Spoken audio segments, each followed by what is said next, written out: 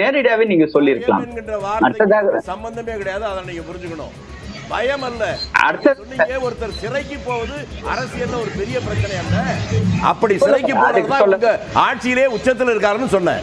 அதுக்கு எனக்கு பயமா இருக்குன்னா இந்த நாட்டுல எந்த காலத்திலுமே எதற்காகவும் யாருக்காகவும் அச்சப்பட்டவன் நான் கிடையாது. சிறைக்கு போய் அதற்கு பிறகு வெளிவந்து நேரடியாக சிறையை விட்டு வெளியே அனுப்பிச்சீங்க 10 பேரை பில்கிஸ் மாநிலத்துல. அவன் யோக்கியன் அர்த்தமா? சிறைக்கு போவதாக அயோக்கியன் என்பதோ சிறைக்கு போவதாக அது கிடையாது. தூக்குலதான் போட்டாங்க பகத்சிங்க. அவன் யோக்கியன் அர்த்தமா? இல்ல இல்ல அதல்ல. கடுமையான சொற்கள் வேண்டாம். இல்ல இல்ல ரெண்டு பேருக்குமான தனிப்பட்ட விவாதம் இல்ல. தூக்குல போட்டாங்க அயோக்கியன் இல்லன்னு சொல்றது அது என்னமா கிடையாது. சரி நீங்க சொல்லுங்க. சரி சரி இல்ல இல்ல வேணாம். ஓகே ஓகே சொல்லுங்க திரு ஆசீர்வாதம்.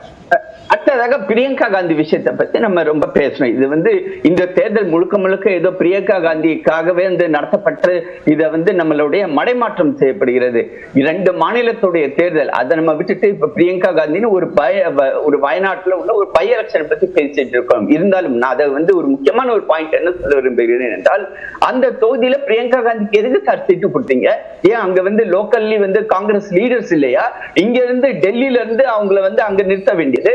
அண்ணன் எந்த தொகுதியில போட்டிட்டாரோ அதே தொகுதியில பிரியங்கா காந்திக்கு வயநாட்டுல கொடுக்க வேண்டியது.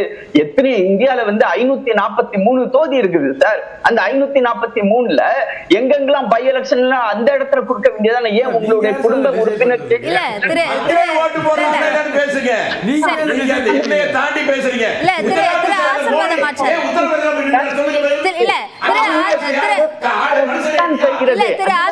ஆச்சாரி இப்போ ராகுல் காந்தி அங்கிருந்து ராஜினாமா செய்கிறார் என்னும் போது அதை அங்க அப்போ தென் தமிழகத்துல அவருடைய கவனம் இல்லையா, அது அவர்களுக்கு முக்கியம் இல்லையா என்ற பிரச்சாரத்தை எல்லாம் பாஜக முன்னெடுத்தது. அதற்கான ஒரு எதிர்வினையாக கூட பிரியங்கா காந்தியை அங்க களமிறக்கணும் அப்படின்ற ஒரு முடிவு எடுத்துக்கலாம் இல்லையா? அது அந்த கட்சி சார்ந்த ஒரு யுக்தி அப்படின்னு பார்க்க முடியாதா? அது கட்சி சார்ந்த உத்தியா இருந்தா அது என்ன அந்த குடும்பத்தில் உள்ள உறுப்பினர் தான் போகணுமா? ஏன் அங்க லோக்கல் நீங்க மக்கள் ஓட்டு போடுறானா இல்லையா கேள்வி. மக்கள் ஓட்டு இந்திய நாட்டில் சுதந்திரத்துக்கு 8 வருஷம் ஜெயில இருந்த கங்கனா ராணுவத்தை நிறுத்தினீங்க. இதேதான் இங்க ராய்பரேலியில தகுதியை பத்தி பேசுறது என்ன? குடும்பம் குடும்பம் பிள்ளைங்க இருக்கும், குடும்பமே இல்லாதவர்கள் இருக்காது. அதை பத்தி பேசுறீங்க. மக்களிடம் தேர்தலில் நின்று அவங்க வாக்கு வாங்குறாங்க, தேர்தலே நிக்காம மத்திய அமைச்சரா இருக்காங்க, அவங்கள பத்தி கேளுங்க. பாத்துறலாம். 82 தொகுதிகளுடைய முன்னிலை நிலவரம் கிடைத்திருக்கிறது. என்டிஏ கூட்டணி 51 தொகுதிகளில் முன்னிலை பெற்றிருக்கிறது. இந்தியா கூட்டணி 27 தொகுதிகளில் முன்னிலை பெற்றிருக்கிறது. மற்றவர்கள் 4 தொகுதிகளில் முன்னிலை பெற்றிருக்கிறார்கள் என்ற இந்த எண்ணிக்கையை பார்க்கிறோம். தபால் வாக்குகள் என்ற அந்த முதற்கட்ட எண்ணிக்கை தான் இது மாறவும் செய்யலாம், அப்படியே தொடரவும் செய்யலாம். எண்ணிக்கையின் அடிப்படையில் அந்த மாற்றம் என்பது நிகழலாம் என்பதை நாம் புரிந்து கொள்ள முடிகிறது. குறிப்பாக அஜித் பவார் தான் போட்டியிட்ட தொகுதியில் முன்னிலை பெற்றிருக்கிறார் என்ற அந்த செய்தியையும் நாம் பார்க்கிறோம். அஜித் பவாருடைய போட்டியாளராக யுகேந்திர பவார் அங்கு களம் கண்டிருக்கிறார். அஜித் பவாருக்கான ஒரு பெரிதளவிலான போட்டியை உருவாக்க வேண்டும் என்பதில் அதிகமான கவனத்தை சரத்பவார் காட்டினார் என்று சொல்லப்படுகிறது. அந்த வகையில் தான் யுகேந்திர பவார் அங்கு களமிறக்கப்பட்டிருக்கிறார். அதே போன்று ரிபல்ஸும் அங்கு களமிறங்கி இருக்கிறார்கள் என்பதனால் அஜித் பவாருக்கான அந்த போட்டி என்பது அதிகமாக இருக்கும் என்று சொல்லப்பட்டிருக்கக்கூடிய நிலையில் அஜித் பவாரினுடைய இந்த முன்னிலை நிலவரத்தை என்னவாக பார்க்க வேண்டியிருக்கிறது என்பதும் கவனிக்க வேண்டியிருக்கிறது. அடுத்ததாக ஜார்க்கண்டில் வாக்கு எண்ணிக்கை தொடங்கியிருக்கிறது என்பதையும் நாம் பார்க்கிறோம்.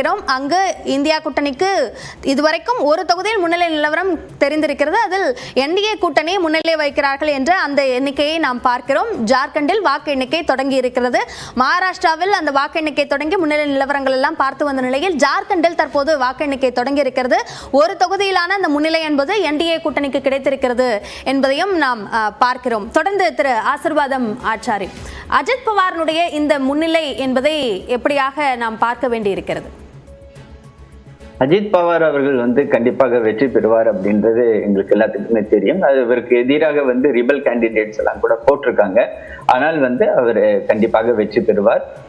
அண்ணன் வேலுச்சாமி அவர்கள் வந்து குறிப்பாக ஒரு விஷயத்தை வந்து சொன்னார். அதாவது ஒரு குறிப்பிட்ட தலைவர், அவர் வந்து பேரை வந்து அவர் கூட சொல்லல, அவர் பேரை சொல்லியிருந்தா கூட நானே பேர் சொல்லியிருப்பேன். பட் இருந்தாலும் நான் அதுக்கு பதில் சொல்லணும். அவர் வந்து அந்த மாநிலத்தை விட்டு வெளியேற்றினார்கள், அந்த மாநிலத்துக்குள்ளாரையே நுழையக்கூடாதுன்னு. அண்ணன் அவர்களுக்கு தெரிஞ்சிருக்கும்னு நினைக்கிறேன்.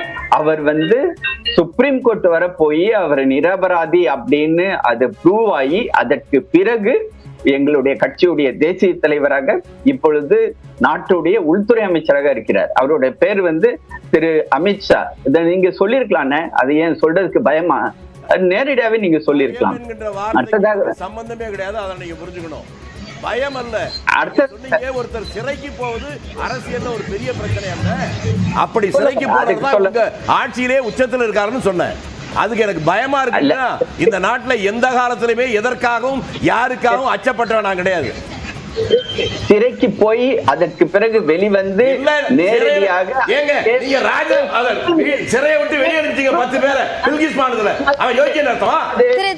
சிறைக்கு போவதாக அயோக்கியன் என்பதோ சிறைக்கு போவதாக அது கிடையாது. தூக்குறதான் போட்டாங்க பகத்சிங். அவன் அயோக்கியன் அர்த்தமா? இல்ல இல்ல அதல்ல. கடுமையான சொற்கள் வேண்டாம். இல்ல இல்ல, ரெண்டு பேருக்குமான தனிப்பட்ட விவாதம் இல்ல. போட்டாங்க அயோக்கியன் இல்லன்னு சொல்றது அது என்னமா கிடையாது. சரி நீங்க சொல்லுங்க. இல்ல இல்ல வேணாம். ஓகே ஓகே சொல்லுங்க திரு ஆசீர்வாத். அடுத்ததாக பிரியங்கா காந்தி விஷயத்தை பத்தி நம்ம ரொம்ப பேசணும். இது வந்து இந்த தேர்தல் முழுக்க முழுக்க ஏதோ பிரியங்கா காந்திக்காகவே வந்து நடத்தப்பட்டு இதை வந்து நம்மளுடைய மடைமாற்றம் செய்யப்படுகிறது.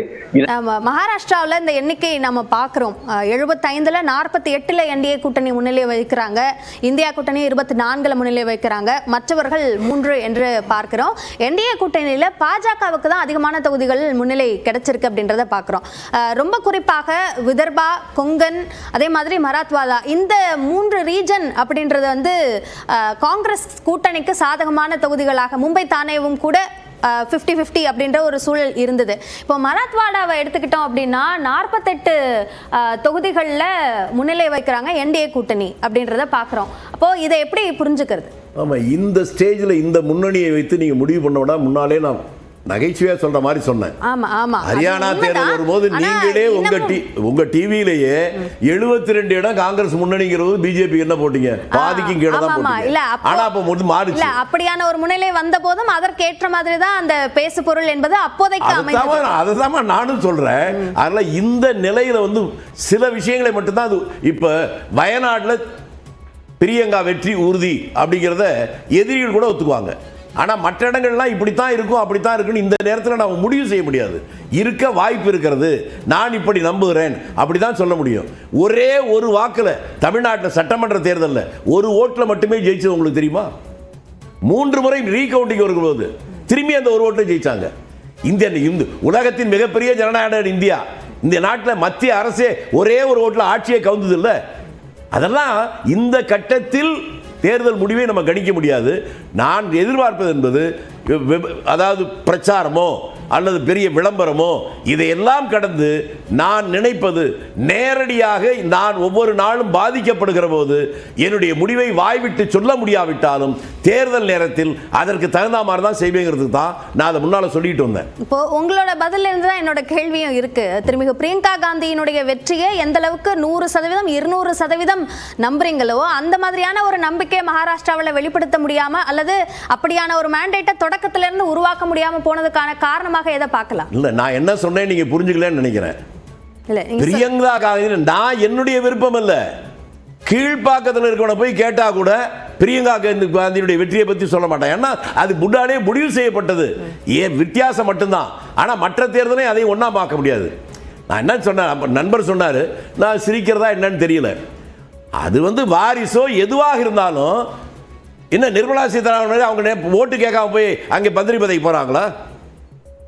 அல்ல ஜெய்சங்கர் மாதிரி தேர்தலே சந்திக்காம கேபினெட் மந்திரியா போறாங்களா? மக்களை சந்தித்து மக்களிடம் வாக்குகளை பெற்று ஆட்சிக்கு வருகிற வெற்றி பெறுகிற அதை போய் வாரிசுன்னு எப்படி சொல்லுவீங்க? வாரிசோ இல்லையோ அது வந்து மக்கள் அங்கீகரித்தால் அதை நாம் கேள்வி செய்வதில் நியாயம் இல்லை. குடும்ப நடத்துறவங்களுக்கு வாரிசு இருக்கத்தான் செய்யும். ஏன்டா அவனுக்கு வாரிசு இருக்குன்னு கேட்க முடியுமா? அதல்ல பிரச்சனை. மக்கள் ஆதரிக்கிறார்களா இல்லையா? மக்கள் ஆதரித்தவர் வெற்றி வருகிற போது அதை வாரிசு என்று கொச்சைப்படுத்துவது நியாயம் இல்லை. அவங்க கட்சியிலே எவ்வளவு இருக்காங்க. அதில் இன்னொன்று கூட அவர் சொன்னார், அரசியல்வாதிகள் சிறைக்கு போவது எவ்வளவோ. ஜார்க்கண்ட் முதலமைச்சர் இருந்தவர், அவர் சிறைக்கு போனார்னு நான் அவரே திரும்பி கேட்கிறேன். சிறைக்கு போனது மட்டுமல்ல, அந்த நீதிமன்றமே இந்த மாநிலத்துக்குள்ளே ஒருத்தர் இருக்கக்கூடாது அப்படின்னு வெளியே அனுப்பினவர்களாம் இன்னைக்கு உச்சகட்டத்தில் பெரிய பதவியில் மந்திரி சபையில் இல்லையா? அதனால அரசியலில் சிறைக்கு போவதா இல்லை என்பதில்ல. பிரச்சாரம்னா இப்ப பிரச்சாரம் பண்றவங்களுக்கு தான் வெற்றினா தமிழ்நாட்டினுடைய முதலமைச்சர் சாலமன் பாப்பையா தான் முடியுமா? அதனால நான் சாதாரண காலத்தில் பிரச்சாரங்கள் ஈடுபடலாம். இன்றைக்கு சாதாரண காலம் நான் நினைக்கல. என்னங்க உங்க பிள்ளை பொழி பரீட்சை எழுதுறதுக்காக பணம் கட்ட போனா அது கூட ஜிஎஸ்டி இல்லாத ஜனவரி பிப்ரவரி தவிர எல்லாருக்கும் வரி போட்டதுக்கு பின்னாலையும் இந்த மக்கள் எங்களுக்கு பின்னால்தான் இருக்கிறாங்க என்று அவர்கள் நம்பினால் அது அவருடைய அசாத்திய துணிச்சல். நான் மக்களுடைய பாதிப்பை உணர்ந்து அவர்கள் அதற்கு தகுந்தால் முடிவெடுப்பார்கள் அப்படின்னு சொல்றேனே ஒழிய வெறும் நான் காங்கிரஸ்காரன் என்பதற்காக காங்கிரஸ்க்கு ஆதரவு சொல்ல. மக்கள் அவ்வளவு பாதிக்கப்பட்டு கொண்டிருக்கிறார்கள். ஆகவே அவர்கள் இப்படிப்பட்ட ஒரு முடிவை எடுப்பார்கள் நம்புறேன். அப்படி இல்லைன்னா அப்புறம் ரஜினிகாந்த் சொன்ன மாதிரி தான் இந்த நாட்டை ஆண்டவன் கூட காப்பாற்ற முடியாது.